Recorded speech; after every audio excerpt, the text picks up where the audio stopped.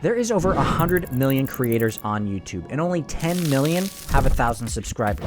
If you want to break free, join the top 10% of creators, consistently grow your channel, and actually start making money with your channel, you got to start making some changes. I've been creating content for over 6 years, and in the last 2, I've been helping other creators not only grow their channel, but monetize as well. And trust me, when you make your first dollar, it's addicting. And you will get hooked. Let me back up here, because if you have created any sort of content on YouTube, it's clear that small channels are treated differently. The good news is I'm going to show you how to use that to your advantage and become visible on YouTube.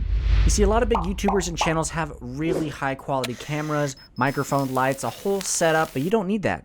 The truth is, gear doesn't really matter. You don't need the best editing software. You don't need the best equipment. The only gear you really need is a nice microphone. And honestly, you don't even need an expensive mic. Just go buy a $20 lav mic to make your phone mic sound a little bit better, and that's going to improve your quality significantly. But if you want to step it up a smidge more, just get yourself a nice light that you can put off to the side. That'll give you some Rembrandt lighting, and it'll look way smoother instead of just using normal room lighting. This is with my room light on and the other light off. It's way lower quality just from lighting alone. For most people, they don't even upgrade their light or their microphone. They just give up too soon. They make 4, 5, 10 videos and then give up because they compare themselves to large channels who've been doing this for years, have the experience, have the equipment, and just know how to produce a video where you're probably still in the process of learning what works for you, what works for your audience, and what doesn't.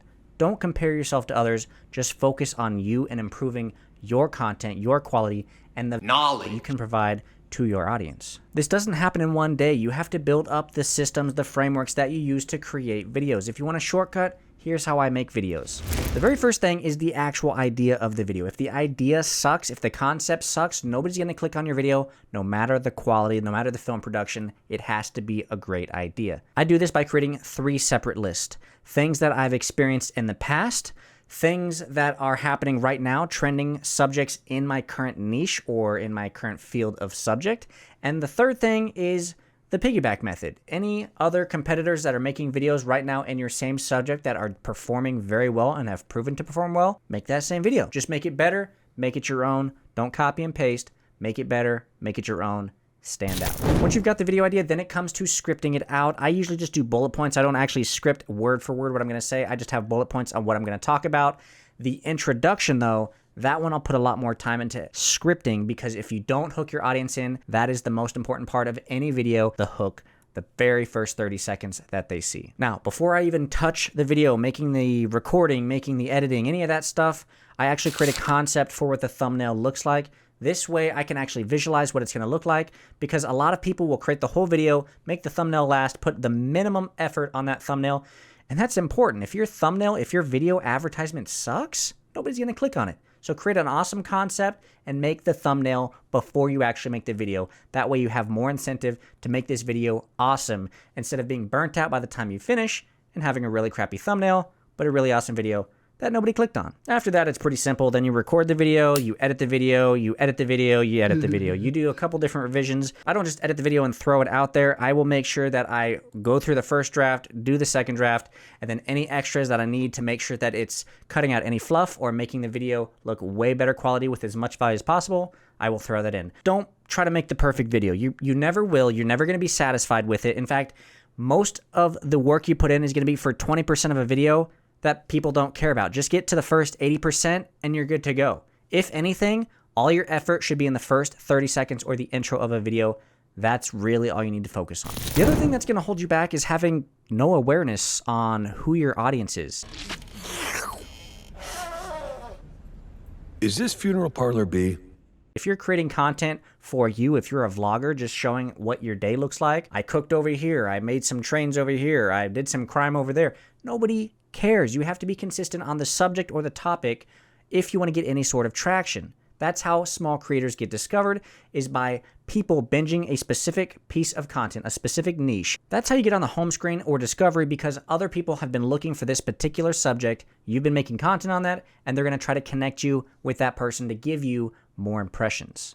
Don't just stick to one subject every single video, though. Then your audience will get kind of bored. Kind of spread it out, but try to keep it in the same niche. See what you like, see what your audience likes, and try to put yourself somewhere in the middle. That way you're not creating content you don't like, but you're also creating content that they are interested in. And in terms of feedback, ask your audience.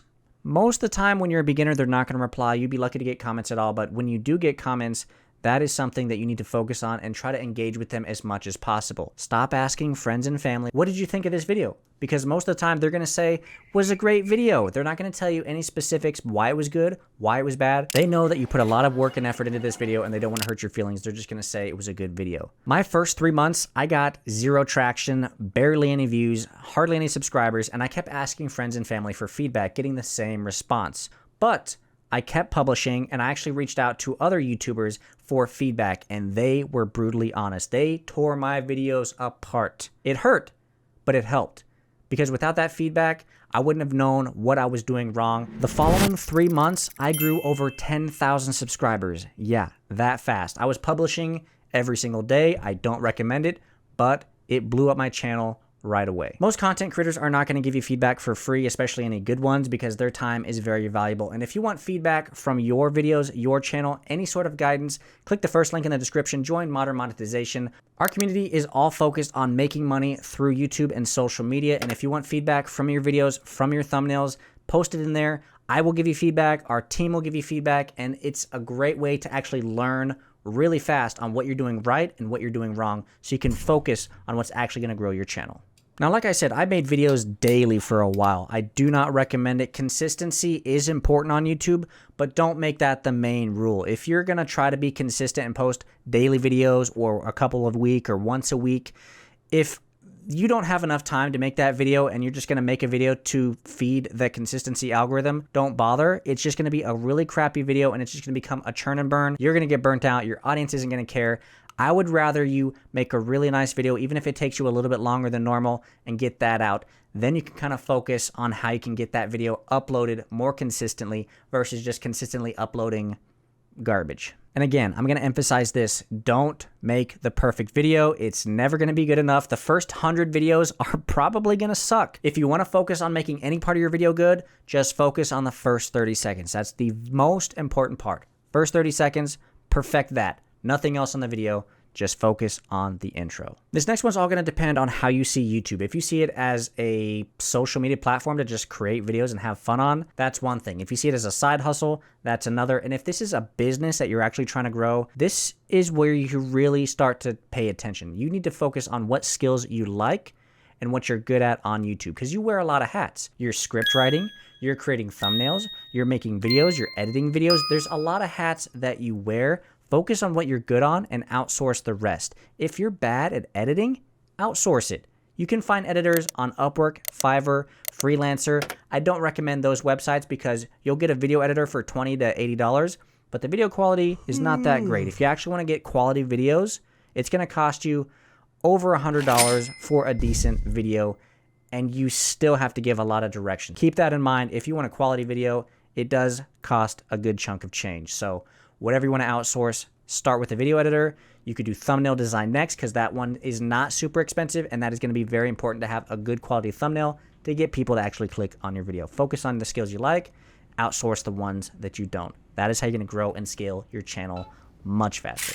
I know it doesn't seem fair, but small channels really do have different rules from large channels. For instance, a large channel can upload a very high quality video, 4K, 20 minutes long. They can do it rather quickly, 10 minutes or less for processing. But if you try to upload that same video on a smaller channel, it can take significantly longer just to upload that video. In fact, views alone are significantly different. If you upload a video on a small channel, you might not get a lot of views, you'll get a burst of views, and then it'll flatline out. And the reason is the algorithm, or YouTube, is pushing your video to test to new audiences to see and prove if your video is worth it. Well, large channels, they already get a burst of views from their current audience, and then it gets pushed out to everybody else. And that's because large channels, their video, their quality, their consistency, they've already proven their worth. Small channels, you have to prove yourself. YouTube is a business. They are trying to make as much money as possible. They make money from eyeballs. And if people are watching your low quality video on a small channel and people click away, they're losing money.